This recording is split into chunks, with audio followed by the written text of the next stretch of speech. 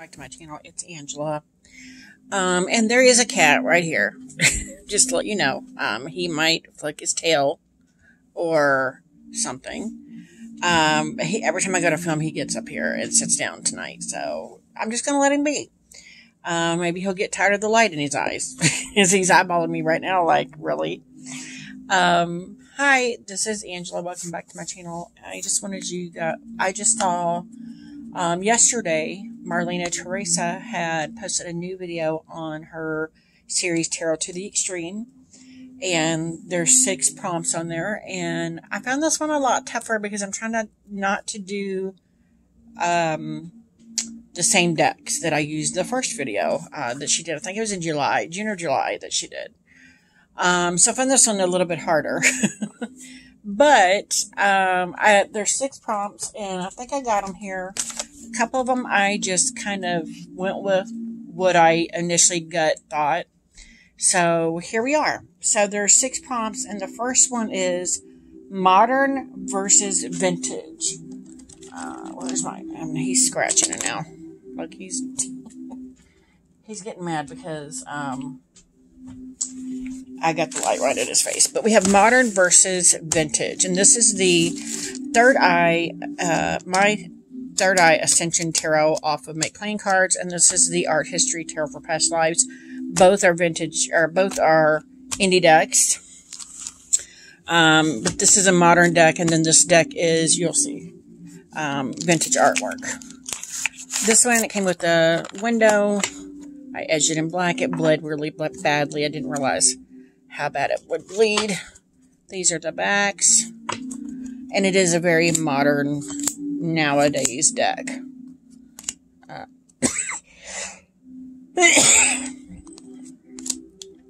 Very modern.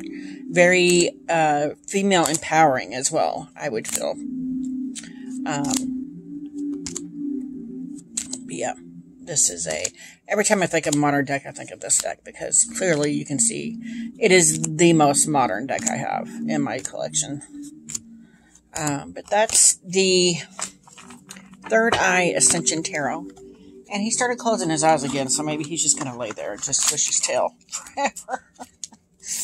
And then we have the Art History Tarot for Past Lives. It comes with this little bag. It comes with a guidebook and a workbook also. I mean, you can pay extra for the workbook. I did.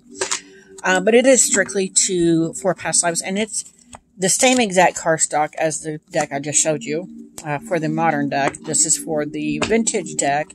And this is why. Because the artwork was old art curated for this deck.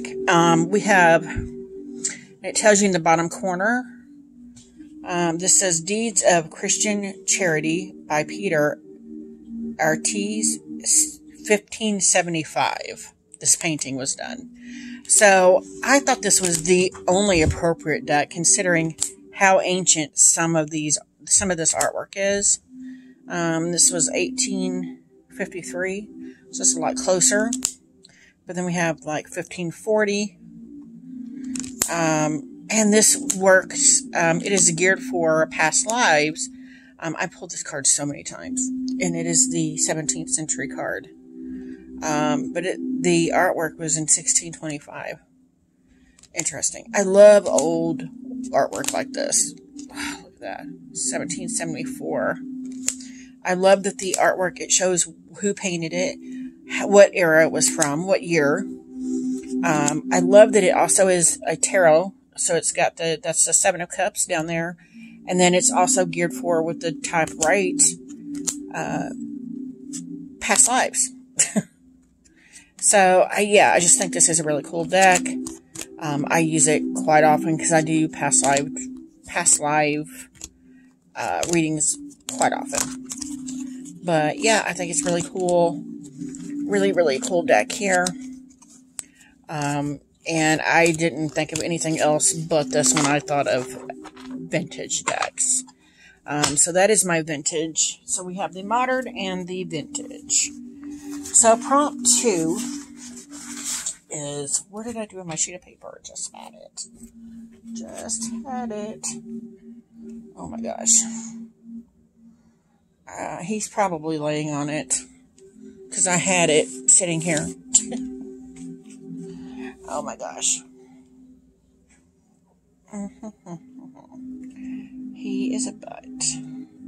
Prompt 2, new moon versus full moon. And I don't really read decks for full moon and for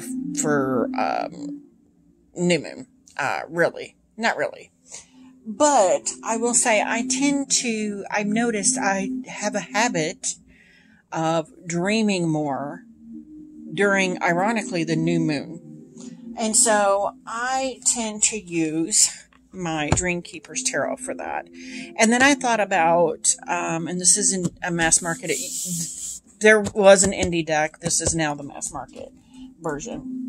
And then I thought, what can I use for dark decks? And the two decks I use for dark decks, I used in her previous video. So I actually decided to put in the Tarot of Oppositions for the darker, the full moon. Because I just really, about this last year, just really started using it this week. And it's the only deck I have where reversals can be shuffled in. I don't care.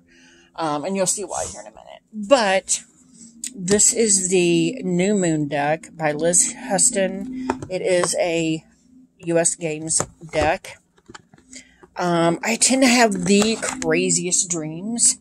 And of course, this deck is the deck that I pull out for, and ironically, the cardstock almost feels almost just like the last two I just showed. These are the backs, but this is a deck of crazy dreams, to me. So I feel like this deck is my kindred deck when it comes to the crazy dreams I've had. It understands me. Now I do have a newer one, that I just got last month, or September now, that could be rivaling this deck. But the book alone for this deck is worth this deck. It's amazing. I've had so many great insights with this deck, because of the dreams I've had. And I just thought of it tonight that, because usually you would think during the new moon, people tend to be a little bit more crazy acting. Like, you notice during the full moon, like people can't drive all of a sudden, or they become dumbfounded at just simple things. And you're just like, what's happening? It must be a full moon.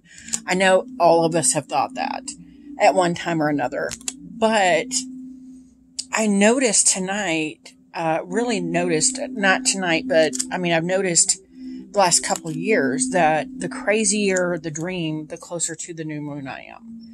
And I wondered if these crazy dreams weren't just crazy dreams. They were new ideas and new thoughts and new ideas for books and things like that coming in, because that's when I have the most craziest dreams, is the new moon. When it's new beginnings, new thoughts, new actions. And maybe that's why I'm having all these crazy dreams. Not that they're crazy. They're just new things coming in, and I'm catching them in a dream like, oh, this is all horse hockey, whatever. And not really taking the time to realize what the dreams are meaning at that moment. It could be something new. So I have started writing them down also in the last couple of years. So I find that quite interesting that was kind of a realization I had tonight with this, looking through the decks for this prompt. And then we have, of course, that was for the new moon. And then for the full moon, I chose to use my Tarot of Oppositions by Perluca Zizi, Michelle Dialuzzo. It's a Los Scarabero deck. This is the only deck, I don't read reversals at all, but it's the only deck that I would not mind if the reversals are shuffled in. And I will tell you, I'm not intentionally shuffling them. The backs are beautiful. It's a thicker cardstock because it's their two-part box, like the Santa Muerta. I'm not intending it to be that way, but most of the cards I pulled from this deck are reversed. And I'm like, I don't get that, because I'm not shuffling them reversed. They're just reversed. For some reason, the second I decided I'm okay with reversals being shuffled into this deck, they automatically started maneuvering themselves that way. I've not yet pulled a upright card from this deck. And it's weird because somehow they've all been shuffled in together. But it is a cool deck. It has there's a upright, and then reverse meaning on the bottom. And you can totally tell a difference in the two. And I've had I've been using this deck this week, have yet to pull an upright card. It's weird. And I'm like, maybe I just got the deck turned around, and then I turn around and that's all I'm pulling again. And I'm like, what is happening? Like, as soon as I voiced that I was okay with pulling reverse cards, this deck basically aligned itself for me to pull only reversals. It's weird. And it's not just me. I pulled for somebody else at work 3 days in a row, 2 days in a row. I pulled the same exact cards for her out of this deck. And I'm like, what's happening? So yeah, it's very, I got this last year for my birthday in September. Never really used it because I got it bombarded with a bunch of decks at the same time that I had bought. And, I don't know, this deck just this week, I saw somebody with it. I'm like, oh yeah, I haven't used that in a while. And it's just blown my mind this week. It's really blown my mind. Really cool. And this would be, and I said it 3 times already this week, this would be a great shadow work deck. And so that's what I deem as a full moon deck, because that's when I would use it. A shadow work deck is during the full moon, when I'm trying to uncover those things that are hidden. And ironically, the card I've been pulling for her all week is the moon card out of this deck. Freaky. Okay, so we got, that was only 2, wasn't it? Oh my god. Cute versus creepy. Number 3. Cute versus creepy. Cute versus creepy. So we have the Mystical Medleys. This is by Liminal 11. It's a cute deck. It reminds me of my childhood. They got the hardback book. Really pretty backs. Really pretty fronts. I realized after getting this deck, this is not a sweet deck. It is exactly what I need for child work. And that's exactly what I use it for. The first few cards I pulled from this card blew my mind. Here's one of them. Exactly what I thought of as the 5 of Wands. The more cards I pulled from this deck, the more I was like, what is happening? It's not a sweet deck. It's a deck that tells you the truth. But it's not, it does it in a way that's not harsh because of the images. And that's what I needed for a child deck. I needed something that's going to tell me the truth, that's not going to sugarcoat things for me, but not going to be rough about it either. And that's exactly what this deck does for me. And it's super cute. So then we have the creepy, which is the Alchemy 1977 England Tarot. This is more of a Halloween deck. It is a trip deck, but the backs are creepy skulls. And this is published by Fournier. It is a pip deck, but then you have images like this guy. Creepy AF. Dragons. Awesome. This one, creepy AF. Yeah, this is the first deck I thought of, because it always looks like a cup of blood instead of maybe wine. Maybe it's wine. You got, looks like death there, but it's just creepy. It's one of the creepiest decks I have. And there's a lot of skulls, there's one image that's really just like, yeah. She's got a skeleton chained. Why? And then that one, just creepy. He's got her wrapped up. Yeah, there's a lot of creep factor to this deck. A lot. Which is why it's only pulled out during Halloween. Because I can only handle so much of this deck before I'm like, okay, that's enough. But that is my creepy deck. The 1977 Alchemy Tarot. Okay, next question, next prompt is, I gotta hurry up. On my table versus in my bag. So I don't do on my table or in my bag. I just have whatever comes to me. And where did I put it? On my table, always and forever, my number 2 deck ever, is the Bonestone and Earthflesh Tarot. it will forever be within my grasp if I need to reach for it. It's one of those decks you always need with you. I don't take it out of the house simply because when I first got this deck, it is an indie deck. It is out of print deck, and it was not cheap. It is stunning. Anna Torian is the artist. Evelyn Cameron is the creator. And my cat thinks he's going to leave now. But this deck, I took it everywhere with me when I first got it. And then I took it to work. And then the next day I came outside and the Hierophant card was sitting on the ground. It had been outside in the rain or in the elements all night long. And I was so stressed out. Nothing happened to it, thank God. But I was so stressed out after that. This deck has never left the house since, because I would be devastated if something happened to it because it was not cheap. But that is my on my table deck. I don't have it like an altar or anything like that, but that deck is always nearby. If I just want to look at it and just perk myself up with something beautiful, it's right there for me. Okay, in my bag we have, and I got a Peggy bag for it. And dragonflies are my thing.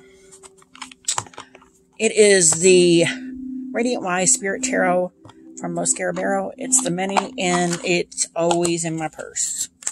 Always going out with me. I love how small it is. I love the cardstock. I love how muted the colors are. Yeah, it's always going with me. So I will take a regular deck with me, but this one always stays in my purse just in case somebody wants a reading, and they want the RWS. And that's that. I'm going faster now because I'm running out of time, and I have so many more to show. Maybe only 2. So we have, that was my on my table versus in my bag, realistic versus fanciful. Oh my gosh, where am I looking? Where am I looking? Oh, realistic Superlunaris Tarot versus fanciful Tarot Mystical Moments. And I'm just going to show quick because I'm going to be out of time if I don't. I spent too much time talking about the other decks. We got Superlunaris, Gilded in Pink. Mystical Moments, it's a mass market deck. It's by US Games. Edged in Silver. These are the backs. Everybody's seen these decks. They're gorgeous. Gorgeous, gorgeous, gorgeous. But here's the realistic versus mystical. First 2 decks I thought of. But they're beautiful. Very beautiful.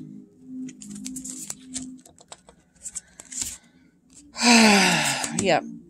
I love the fantasy element of the mystical moments. And I love that the Superlunaris keeps it real. Love it. Oh my gosh.